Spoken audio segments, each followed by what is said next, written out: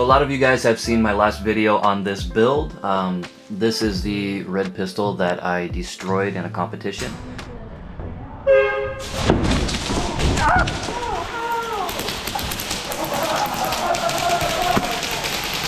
Oh no!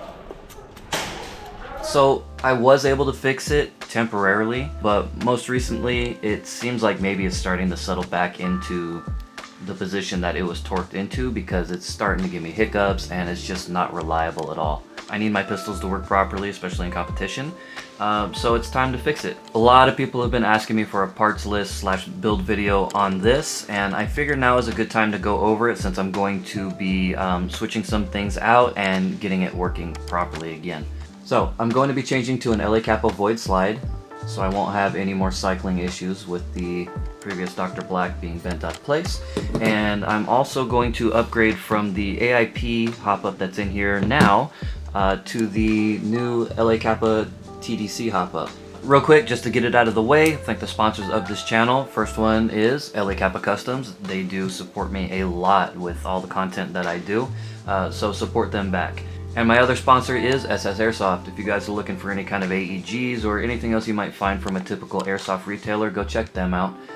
Fast shipping, they've got most if not everything. Whenever you go to one of these two places, it helps me out as well, so appreciate it.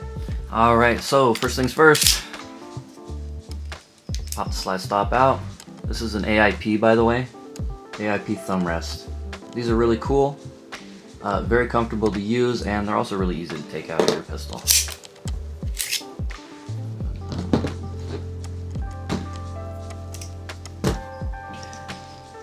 Next is the guide rod. Pop this out. After we take out the guide rod, I'm going to take out the Hopup and out the barrel.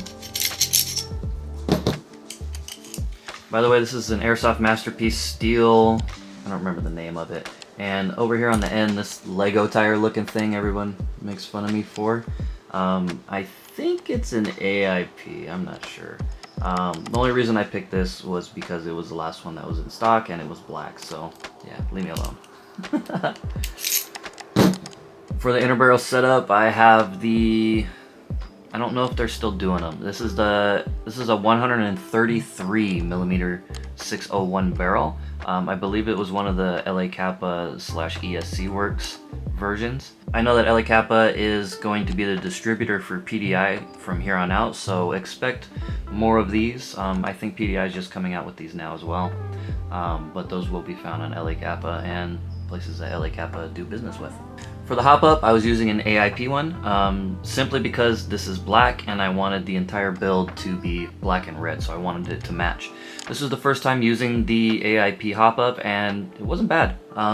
Nothing weird going on with it at all. Compression was really good on it.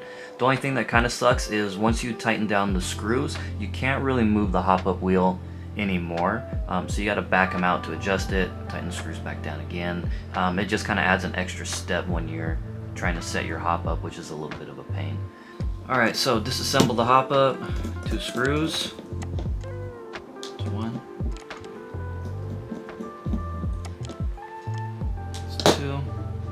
Pop this off. Inside I have the Maple Leaf Decepticon 70-degree bucking. These are absolutely my favorite buckings. I put them in everything. Good compression, good accuracy, and good FPS because of the good compression. I grab this Capa TDC Hopup. Show you guys how cool this looks.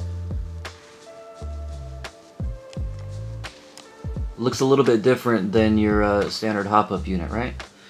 So what's going on with this is instead of having the hop arm that comes up off the wheel and goes lateral to put pressure down on the Hopup nub, this actually has a CNC steel ring that is one piece that doesn't flex, and there is a little post here at the bottom of the Hopup, right down here, and this sits right on top of that post.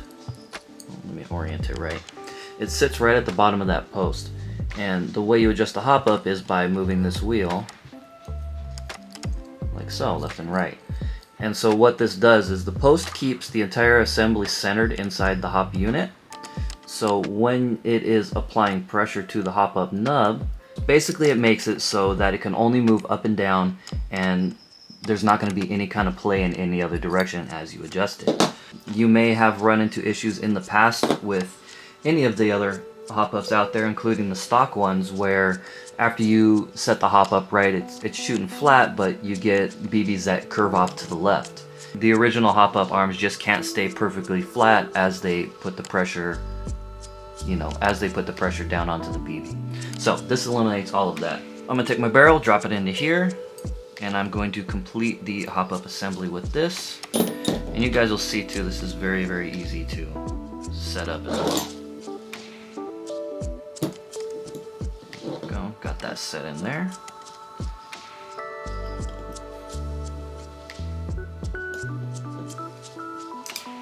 For CQB ranges, you are going to notice a little bit of a difference over the Airsoft Masterpiece, but it's not going to be huge. Once you get out to like 30, 40, 50 feet, or any kind of like wall-to-wall situation at an arena, or in my case like a speedqb field, you're going to notice an increase in consistency, both of your flight path and your distance overall. Another thing, this hops up, I don't know if it's 0.42s or 0.46s, but definitely past 0.40. So if you're an outdoor player trying to get some like insane one balls too, this will hop them. It's ridiculous. There's so much adjustability in this. It's kind of crazy. One more thing, this thing has crazy compression in it too. When you install this, you're looking at about a 10 FPS, between 8 and 10 FPS increase over an Airsoft Masterpiece, which has good compression as well. So keep that in mind, and I'll show you guys the compression after I get everything put together so you can see what I'm talking about. Okay, so back to the Dr. Black slide. I just realized I'm going to have to swap my front side over to the new slide, but I'm not going to do that on camera because I don't feel like it. But this is the AIP version 2 set. This is the only AIP version that comes with the inserts for fibers. So if you want fibers and you like the way the AIPs look, make sure to get the version 2.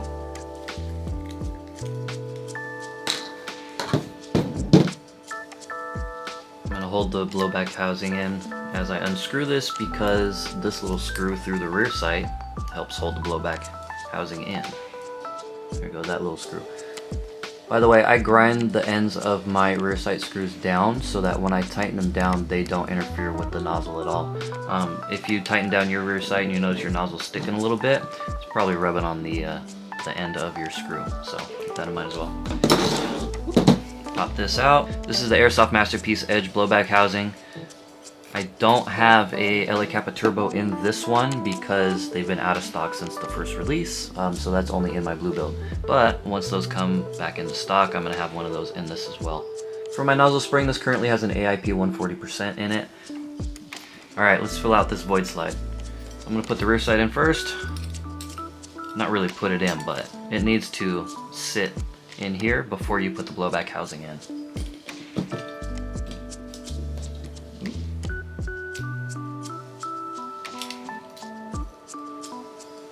Go. Hold it into place. I'm gonna put the rear screw in first.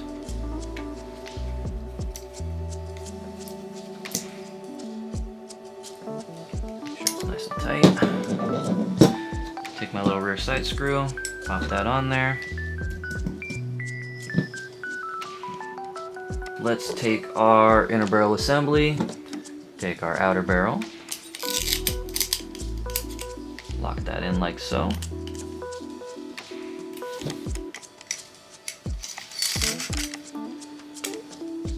Slide the outer barrel in, and then I'm going to adjust my short stroke real quick. I'm going to add one more buffer. This is the Hi-Capa Customs buffer set, by the way. Only ones I use now. They're great, and you get a ton of parts for what you pay for it. Get a ton of washers and 2 different sizes of the short stroke buffers themselves, and you get a bunch of them. So you can probably do 2 Hi-Capas with one set if you wanted to. And this might be too many short stroke buffers. Fuck.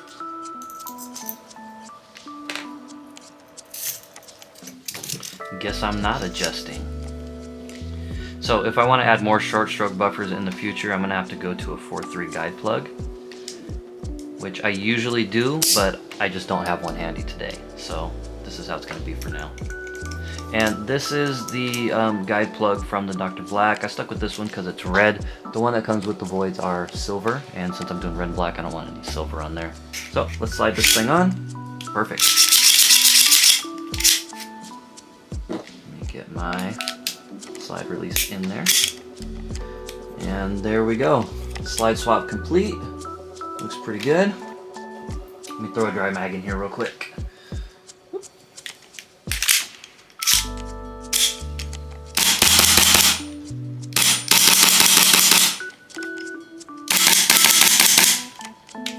Clean. Now as far as the compression goes, what you get with the Capa Customs TDC Hopup, check this out. See how the nozzle sticks into the hop-up chamber as you pull it back before it releases? That means there is a very good seal in between the nozzle and the bucking. Very good compression. What this means is higher and more consistent FPS. Alright, so that finishes the slide swap. And a couple other things to go over with this build for you guys. First thing over here in the back, this is the Capa Customs hammer. These things are super good. I put these in every single one of my other Hi-Capas. Number one, they're cheap. Two, made out of duralumin. And the trigger pull feels really good. And they also make a nice little ping sound when you pull the trigger. I don't know if it'll show up on the camera, but they go ting. Super cool. For the safeties, these are Capa matching side safeties. For the rear safety, this one's also Capa Customs, aluminum. I don't have a red one in here because it wouldn't match that well. I don't know, I like it better in black. I also put these in everything as well. Super light. For the magazine release, I think this is a Unisoft, either Unisoft or probably AIP. I don't remember. But extended mag release, always good. The little tiny buttons that come stock, I have a hard time hitting them. I much prefer, you know, the extended ledge on these. Plus you can rotate it any direction that you want. For the grip screws, these are Capa grip screws, Capa trigger. For the grip, this is a 9-ball skeleton grip that I have stippled myself. The reason I went with this grip is just because I wanted it to match the Dr. Black in terms of cutouts and, you know, being super ultra cutout and lightweight and things like that. People ask me a lot, you know, do you feel like it's gonna break? Is it fragile or anything like that because it's so cut out? And if I press on this, maybe you can see. There's a little bit of flex in there, but when the mag is inside, you don't really notice a difference. Like, it still feels sturdy. It kind of feels a little different at first holding onto the side of the mag while it's in the grip, but you get used to it. It also keeps your mags a tiny bit warmer since your hand's directly on them when you're holding it, but it's nothing huge. If I was to build another Hi-Capa, you know, I'm probably not going to use this again. This was mostly just for stylistic choice. Not to say that they're bad, it's just, you know, you can get something the same or better for the same or better price. You know what I mean?